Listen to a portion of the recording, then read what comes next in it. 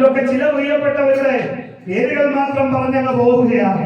John ആൻഡേഴ്സനെ പോലെയുള്ള, William കേറിയെ പോലെയുള്ള ഈ പ്രിയപ്പെട്ടവരൊക്കെ ഉണ്ടല്ലോ. സുവിശേഷം മാത്രമല്ല പറഞ്ഞത് പ്രിയപ്പെട്ടവരെ, ഈ ഇന്ത്യ മഹാരാജ്യത്തിന് നിരവധി സംഭാവനകളാ ഈ പ്രിയപ്പെട്ടവരൊക്കെ നൽകിയത്. കൊൽക്കത്തയിലെ അതേ പ്രസിദ്ധമായ യൂണിവേഴ്സിറ്റി ഒക്കെ സ്ഥാപിച്ച വില്യം കേറി, അതുപോലെ നിരവധി പ്രിയപ്പെട്ടവർ, അതായത് രാഷ്ട്രീയ, സാമൂഹിക, മറ്റ് ഒരുപാട് മേഖലകളിൽ നമ്മളുടെ നഴ്സുമാരൊക്കെ ഇവിടെ ഇരിക്കുന്നുണ്ട്. ഞാൻ പറയട്ടെ, ഈ ഹോസ്പിറ്റലുകളൊക്കെ സ്ഥാപിച്ചത് ആരാ? ടീച്ചർമാർ ഇവിടെ ഇരിക്കുന്നുണ്ടാകാം. സ്കൂളുകൾ സ്ഥാപിച്ചത് ആരാ? പ്രിയപ്പെട്ടവർ, ഇതൊന്നും ഒരു ദിവസം കൂടുപോലെ പൊട്ടിപ്പുറപ്പെട്ടതൊന്നുമല്ല.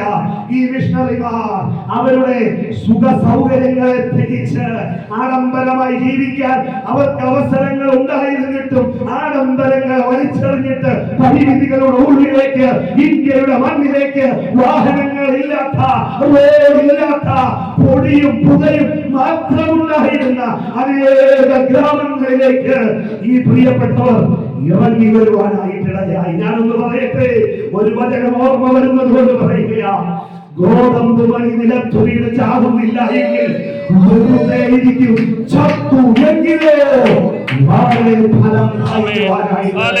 പ്രിയപ്പെട്ടവരെ, ഈ വ്യക്തി ജീവിതങ്ങളെല്ലാം അവർ ജനിച്ചു വളർന്ന നാട്ടിൽ തന്നെ നിലയുറപ്പിക്കുകയായിരുന്നെങ്കിൽ ഇവിടെ പള്ളിക്കൂടങ്ങൾ ഉണ്ടാകത്തില്ലായിരുന്നു, ഇവിടെ ഹോസ്പിറ്റലുകൾ ഉണ്ടാകുകയില്ലായിരുന്നു, ഒന്നും ഉണ്ടാകത്തില്ലായിരുന്നു.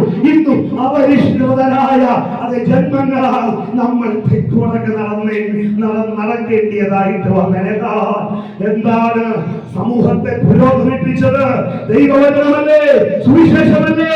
സുവിശേഷ പ്രവർത്തകരുടെ സ്വാധീനമല്ലേ എന്ന് ഇന്ന് പകൽക്കാലം, ഇന്ന് രാത്രികാലം നമ്മളൊന്ന് മനസ്സിലാക്കുക. അലക്സാണ്ടർ ഡഫ്, ഹെർമൻ ഗുണ്ടർട്ട്, മലയാള അതേ വ്യാകരണമൊക്കെ എഴുതിയതാരാ? മലയാളത്തിലെ നിഘണ്ടു എഴുതിയതാരാ? മിഷണറിമാരുടെ സംഭാവനകൾ അവർണ്ണനീയമാണ്. പ്രിയപ്പെട്ടവരെ, അതെ ഈ പറയുന്നതായ ലെപ്രസി ഹോമുകൾ ആരാ സ്ഥാപിച്ചത്? കുഷ്ഠരോഗികൾ ആരും തൊടാനായിട്ട് അറയ്ക്കുന്ന ഈ കുഷ്ഠരോഗികളുടെ ഇടയിലേക്ക് ഇറങ്ങിച്ചെന്ന് അവരെ തൊടുകയും താലോലിക്കുകയും മുറിവുകെട്ടുകയും ചെയ്തത് ആരാണ്? ഹല്ലേലൂയ! ഈ പറയുന്ന മിഷണറി വീരന്മാരാണ്. വീണാകളിനെ പോലെയുള്ള എത്രയോ മിഷണറിമാർ ഇന്ന് നാം പാടി ദൈവത്തെ ആരാധിക്കുന്ന എത്രയോ മനോഹരങ്ങളായ ഈടുറ്റ ഗാനങ്ങളാ ക്രൈസ്തവ കൈകളിക്ക് സംഭാവന ചെയ്യുവാനായിട്ടിടയായത്. എമി കാർമൈക്കലിനെ പോലെയുള്ള ധീരരായ മിഷണറിമാർ, ബെഞ്ചമിൻ ഡെയ്ലി, അങ്ങനെ മിഷണറിമാരുടെ ഒരു നീണ്ട നിര. ഏറ്റവും ഒടുവിൽ നമുക്ക് വളരെ സുപരിചിതനായ ഒരു മിഷണറിയെ ഇപ്രകാരം പരിചയപ്പെടുത്തുകയാ. ഈ ഫോട്ടോ കാണുമ്പോൾ ഞാൻ പറയാതെ തന്നെ ഇദ്ദേഹത്തിന്റെ പേര് നിങ്ങൾ വിളിച്ചു പറയും. ഗ്രഹാം സ്റ്റെയിൻസ് എന്നതായ മിഷണറിയാണ്. ചില വർഷങ്ങൾക്ക് മുമ്പ്, അതേ പ്രിയപ്പെട്ടവരെ, നാം എല്ലാം അറിയുന്നത് പോലെ ചുട്ടരിച്ചു കൊല്ലുവാനായിട്ടിടയ ഈ മിഷണറിയെ, ഈ വ്യക്തിയെയും തന്റെ അതേ പിച്ചോമനകളായ 2 ആൺകുഞ്ഞുങ്ങളെയും നിഷ്കരുണമാണ് കൊലപ്പെടുത്തുവാനായിട്ടിടയായത്. ഞാനൊന്ന് ചോദിക്കട്ടെ, ഈ വിദേശ മിഷണറി ഈ ഇന്ത്യയുടെ മണ്ണിലേക്ക് വന്നത് ഒരാഡംബര ജീവിതം നയിക്കാനല്ല, സ്വത്ത് സമ്പാദിക്കുവാനല്ല, പേരുണ്ടാക്കുവാനല്ല, മറിച്ച് ദൈവത്തിന്റെ സ്നേഹം ഉള്ളിൽ തട്ടിയപ്പോൾ, ഉള്ളിൽ നിറഞ്ഞപ്പോൾ ആ സ്നേഹം തന്നിലൂടെ തുളുമ്പി പുറത്തേക്ക് വരുവാനായിട്ടിടയായി. ഹല്ലേലൂയ!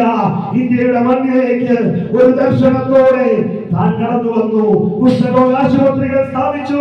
അനേകർക്ക് പുതുജന്മം നൽകുവാനായിട്ട് തന്നെ ദൈവം കരങ്ങളിലെടുത്ത് ഉപയോഗിച്ചു. ദൈവത്തിന്റെ സമയത്ത് ഒരു രക്തസാക്ഷിത്വ മരണം വരിക്കുവാൻ തന്റെ ജീവിതത്തിൽ ദൈവം അനുവദിക്കുവാനായിട്ടിടയായി. ഒരു നിമിഷം ഒരു പാട്ടിലൂടെ ഈ ഗ്രഹാം സ്റ്റെയിൻസിന്റെ ജീവിത യാഥാർത്ഥ്യങ്ങളെ നാം ഇവിടെ ഒന്ന് ശ്രദ്ധിക്കുവാനായിട്ട് പോവുകയാണ്. ഈ ഗാനം നമ്മെ ഉണർത്തട്ടെ, നമ്മെ ഉത്സാഹിപ്പിക്കട്ടെ. ഒരു നിമിഷം നമുക്ക് ശ്രദ്ധിക്കാം.